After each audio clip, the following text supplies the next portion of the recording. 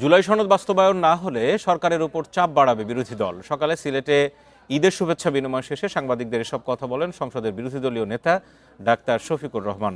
তিনি বলেন, স্থানীয় সরকার নির্বাচনের অপেক্ষায় আছে জামায়াত ইসলামী।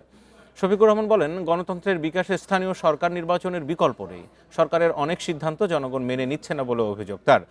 রমজানে জনগণের দুর্ভোগ যাতে না হয় সেজন্য কোনো আন্দোলনে যায়নি বিরোধী দল।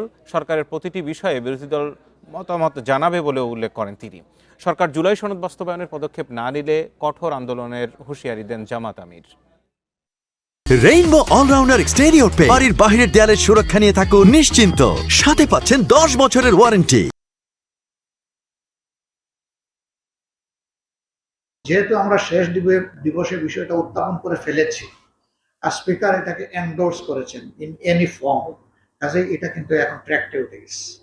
এখন সরকারি দলের জন্য রাস্তা খোলা, আমাদের জন্য রাস্তা খোলা। তারা যদি এখান থেকে সলিউশন নিতে চান, এটা ওপেন হয়ে গেল।